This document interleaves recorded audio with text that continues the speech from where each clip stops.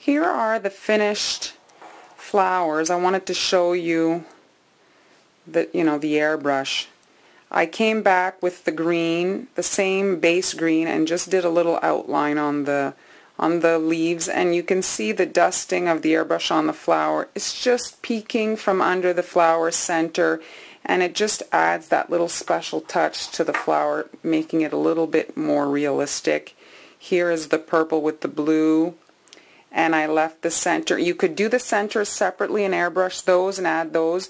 You always have to consider the overspray when you're airbrushing. So the best way to not get overspray on the rest of your cookie is to not have that element there.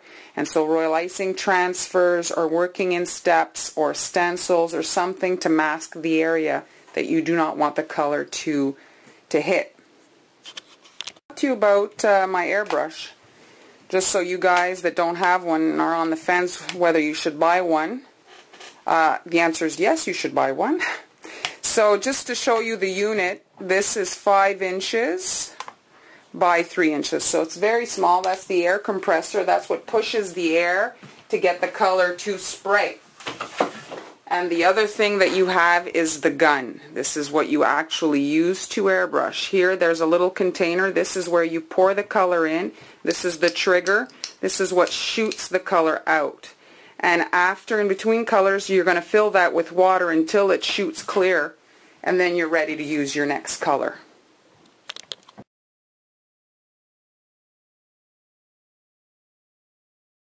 This particular unit has 3 levels of pressure for the air. It's, when I was shopping around, I didn't know what I wanted. This was the most affordable one, and this one is made by Geraldine's Creative Cutters, and it was available in Canada. So I wasn't gonna have to pay any taxes and things, so I opted for that, and it turned out it was a good little machine. And so now I'm just gonna show you with some pink. I drop.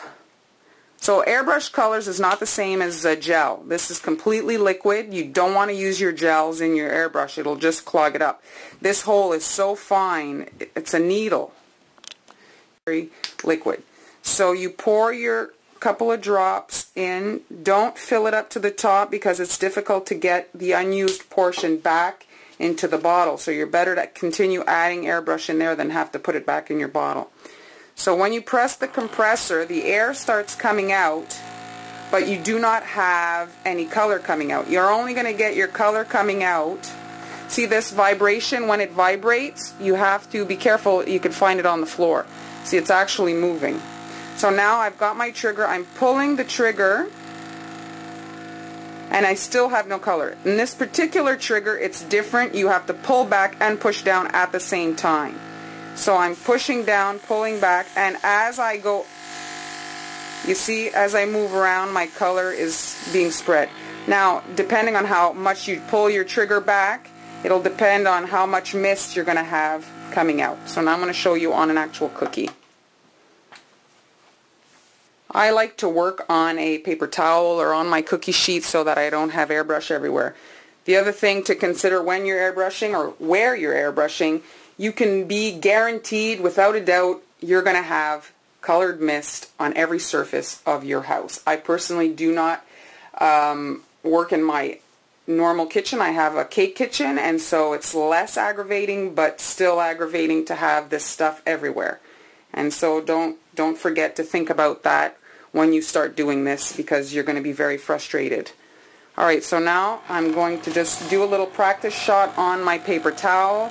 I'm going to place myself about where I want to shoot my color in the middle of this pink flower, and I'm going to pull my trigger slowly and just add a little bit of color. So I'm factoring in the fact that I'm going to be filling that middle with some yellow, and I need to get it on the petals for it to actually show. On this one here, you see I'm going a little bit out to the petal, and there we go. Takes a little bit of practice. I'm no big professional with the airbrush, but with practice you eventually get the hang of what you want to do. So now I have a little bit of color left in my trigger. And like I say, if I shoot this back into, I can't pour it in, it's not enough to pour back in, and if I shoot it into, like pull the trigger into my bottle, well, the air pressure is going to make everything splash around. So I don't recommend that you shoot it back into your bottle. Here's a video I never thought I'd show. Alright, so this is my sink. Woohoo! So now all I'm doing is I'm running some water in the little spout area there, and then I'm going to turn on the unit and I'm going to shoot it in the sink until it runs clear, and that's all it takes to clean the airbrush gun. And make sure you pull your trigger all the way to make sure there's no water left in it. See, there's a little green left on the end there. All the way. So there we go. Last little thing to consider when you're airbrushing is the color that you're airbrushing on.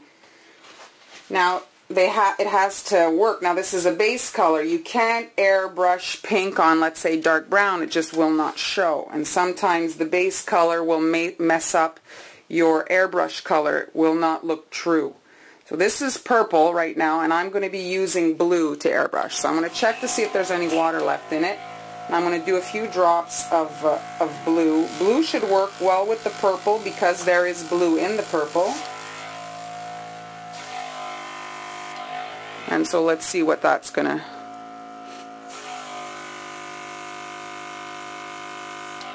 There we go.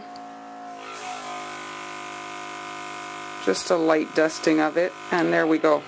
Not bad. Once I do the center, I think it'll look better. Here is the last little bit I'm going to do. I'm just going to add a little bit of darker green on the leaves to make them a little bit more interesting. So right on the edge. Now again, because I have that blue, I have to be careful not to get it on the top part of my cookie. So I'm just going around the edge of the leaves here. I just got a new trigger, new gun, and I have to say it doesn't work as well as the one that comes originally with the unit. I still haven't mastered this pull and push kind of thing.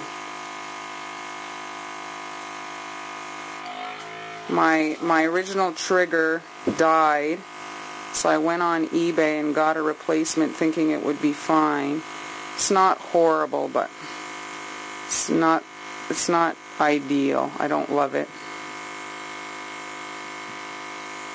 The other mechanism was just pull, and it was a lot easier to use. So this little last bit. Once I'm done all this, my table will be the colors that I used on my airbrush. I'll wash it. I have to pass I don't know how many times before it's actually all cleaned up.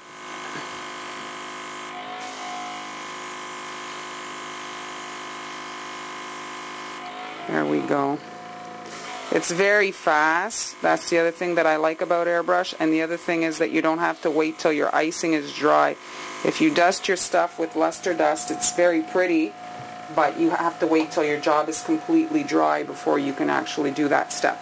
So now these are all ready to go, and I can do my outlining, my little finishing touches, the flower centers or whatever, and then I can set them aside to dry overnight. Because now these had just crusted, and that's all. I didn't wait very long. And there we go.